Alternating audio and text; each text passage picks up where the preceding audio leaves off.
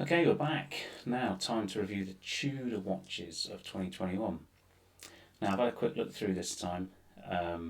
Doesn't appear to be any that have been deleted, but there are definitely some new ones, and there's been no general price increase either, which I'm glad to see.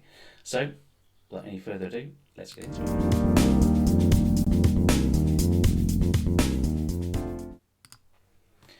Right, so you can see here the 2021 watch is flashing. Now, I had a bit of trouble with the Tudor website earlier. It was a little bit slow, so I've come back to this much later on. Now, there's two ways you can look at this. You can go through the normal website and look at the new versions here with the chronograph, some 58, and there's some things around the 36 mil.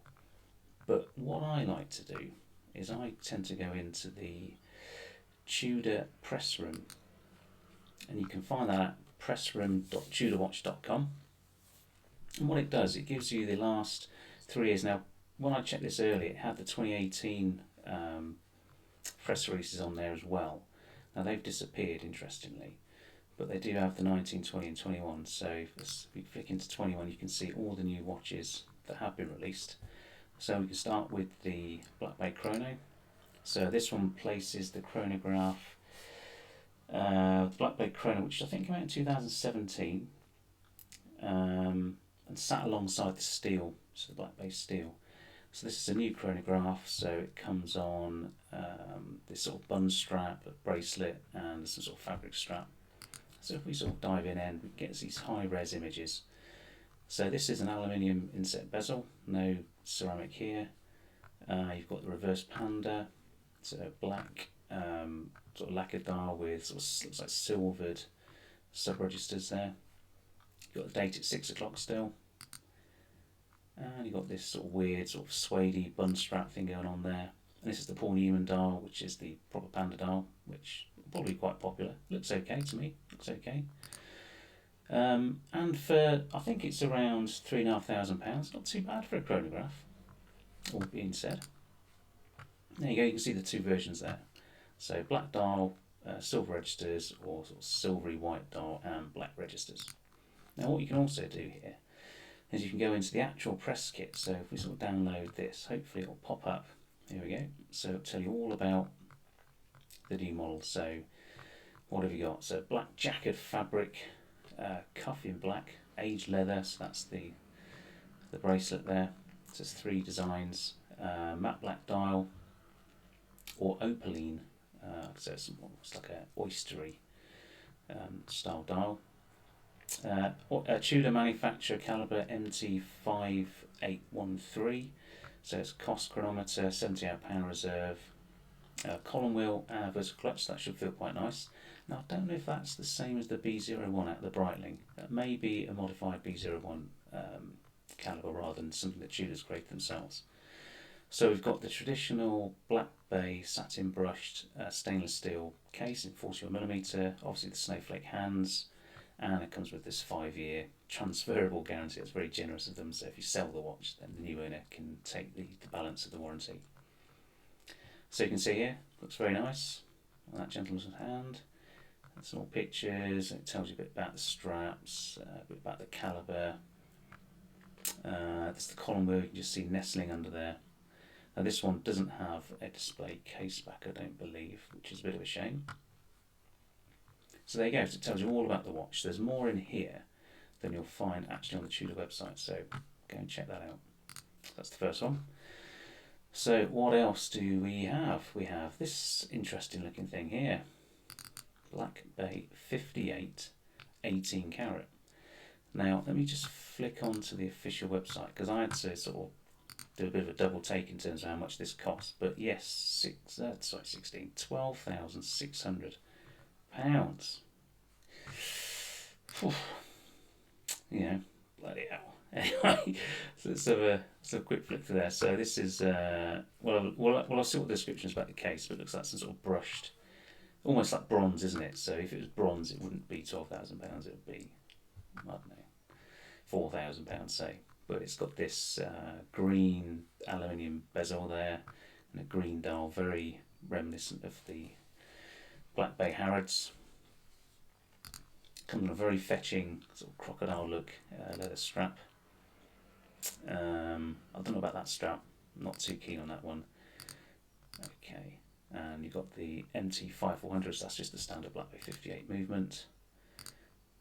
And interestingly, this one has a see-through case back. So I don't think this movement is desperately interesting. Would have been better on the Chrono, but nonetheless, now you can see the AU, which is the chemical symbol for gold, 750. So I'm assuming that's the fact that it's 18 karat gold. Obviously, it's pure. The purer the gold, the softer it is. So they tend to make it less pure. So I don't know if that's like 75%. I'm not too sure.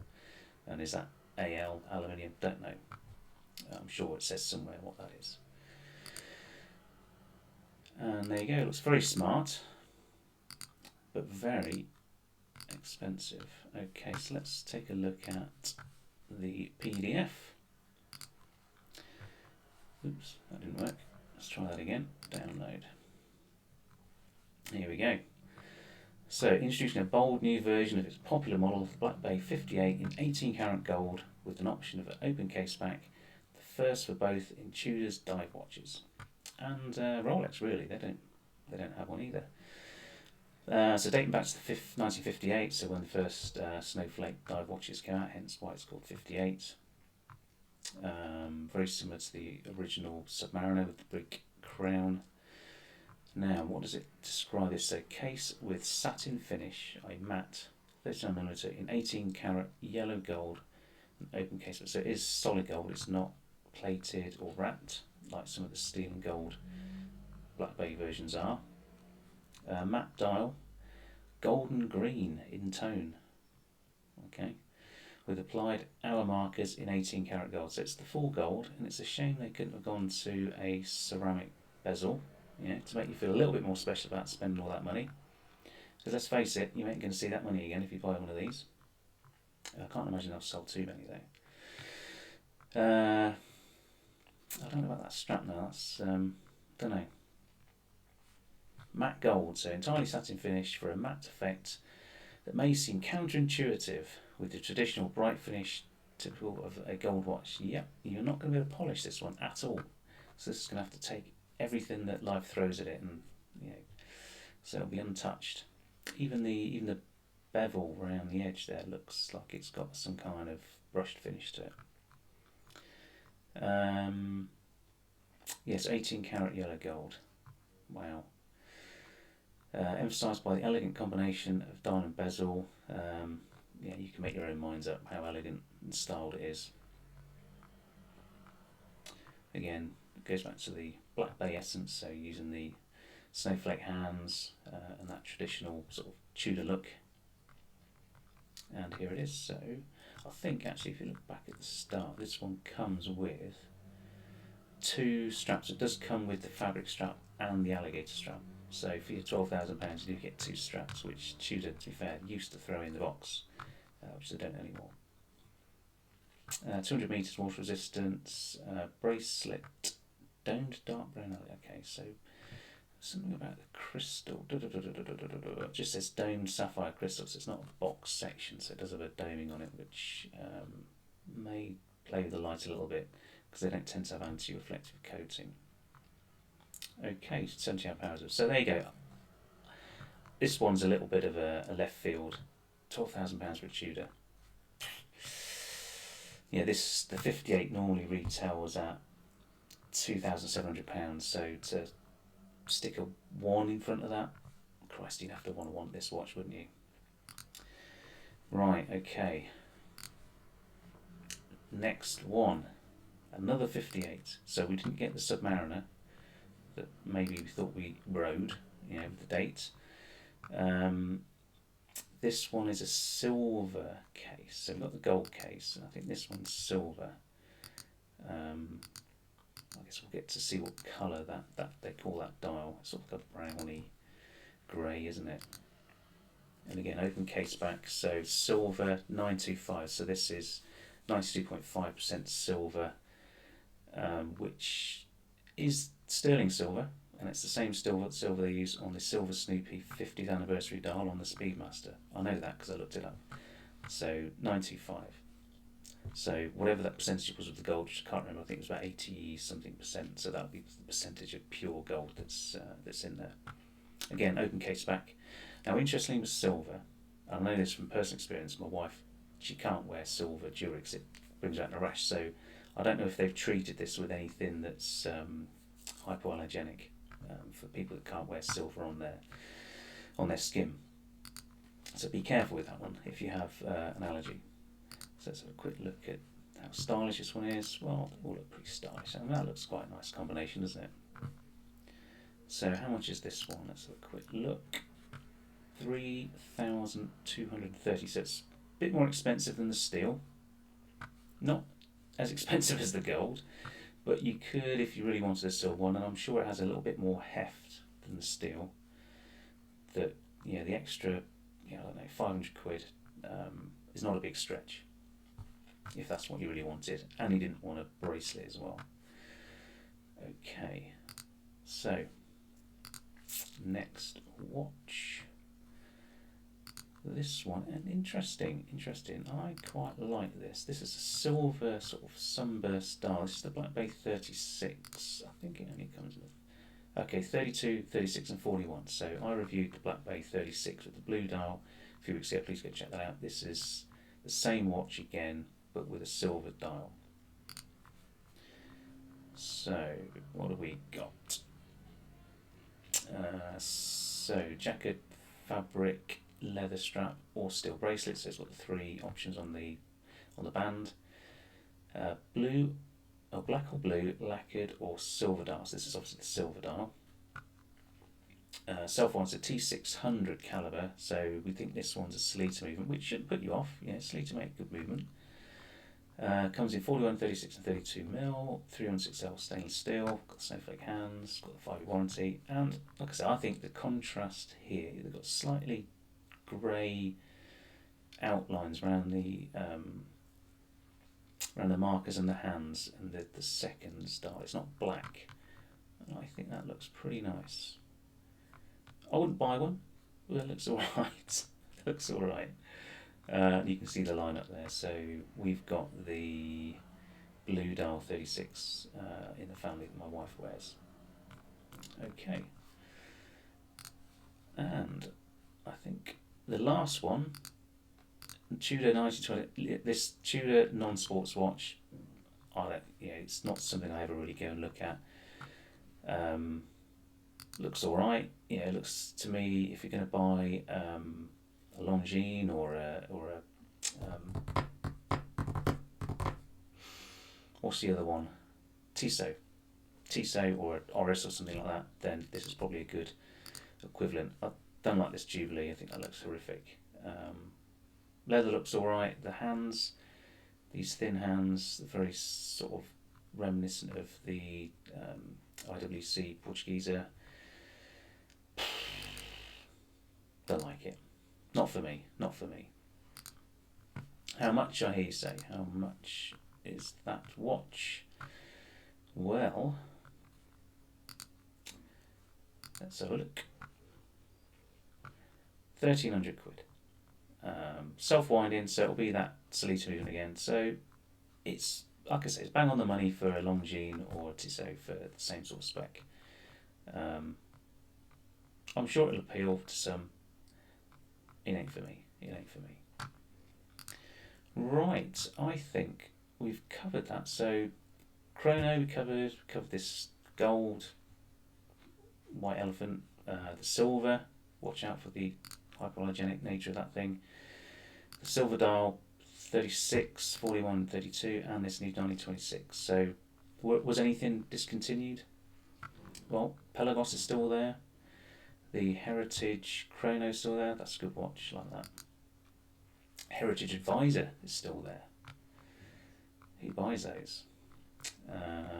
What else was it? The North Flag and the ceramic one. They're sports watches. I think they come under. Why does that come under a sports watch?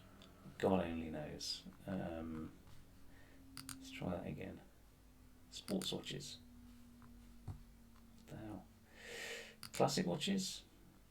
Black Bay.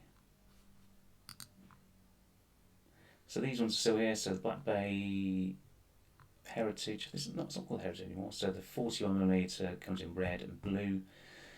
The P01, released in 2019, that's still there. The steel with the date is still there, but not the chrono. And obviously the GMT. So we didn't get a smaller GMT, and we didn't get a Coke. Never mind. But it's still a great watch. I've got mine still. Still wear it. Still like it. Still enjoy it. Now we were looking for, and maybe they've disappeared now because they were there earlier, the North Flag. Let's go for. How would you search in this place? Oh, la la la la la la. God, they don't make it easy, do they? How would you find?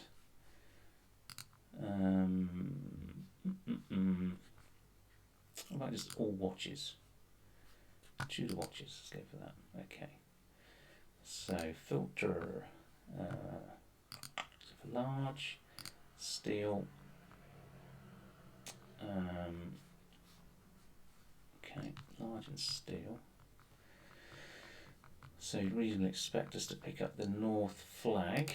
I could probably just typed in search, couldn't I? And found it. But let's try that. Can't be bothered to do that. Let's just type in North Flag. Gone. So what was the other one? It was a something shield, wasn't it? I can't remember. Let's just type in shield. No, gone. Now that was there earlier when I checked. Now, so there's all sorts of problems with the website. And when you clicked on sports watches, they came up in here. Now that ain't a sports watch by any stretch of the imagination. Let's try this configurator. I would like to configure a Tudor watch. So, yeah, not there. So the Fast Rider, is it the ceramic one? That's gone, and the North Flag appears to be missing in action. Not cool. So, Royal was fresh earlier in the year. New gold, £12,000. Good luck. New Black Bay chronograph replaces the one that had the polished steel bezel. New variant of the Black Bay Posh, if you want to call it that. The polished bezel version. This one stays the same. This one stays the same. P01 bronze stays the same. So that only came in a couple of years ago. GMT released in 2018 as is. Black Bay Steel. So when was Black Bay Steel coming? That was 2017. Now I did write down some dates. So Heritage Advisor, that came in 2014. So maybe that one will drop off next year. Pelagos 2015. So that probably not due for an update just yet. And then North Flag 2015 that came in. So I would have thought, given that Rolex went from 39 to 36 mil on the Explorer, that would have been a good opportunity to do something with the North Flag that I think they've missed. And I think that's it. So no general price increase. I say go and check out the press room. That's definitely worth going to. You can look at the collection. The history is good. Looking at the history of Tudor, it's all in there. Anyone that's making websites or YouTube videos or anything about Tudor watches, they're very open about that. IWC are pretty good as well. Omega let you go in but don't let you access the high res pictures. Rolex don't let you anywhere near it. So there's some do it well, some don't do it well. Tudor do it very well. Anyway, that's my general rundown of the Tudor releases. This was slightly better put together than the Rolex one, which was done in a bit of a rush, and I did miss a few things. So I'll go back and sort of review what I missed. But anyway, so Tudor, so a bit of a mixed bag, I think. Bit of a mixed bag. Nothing that's popped out. Precious metal, Black Bay 58s. I don't know who wants those. If you want to spend that sort of money on a watch, go buy Rolex. Yeah, 12,000 quid gets you a pretty good Rolex. Even one, you know, from a grey market dealer, you get a gold Datejust 36. Yeah, don't get the Black Bay 58. Whatever you do. Anyway, I'm Andy. This has been English Watch. Take care, and I'll see you soon. Bye for now.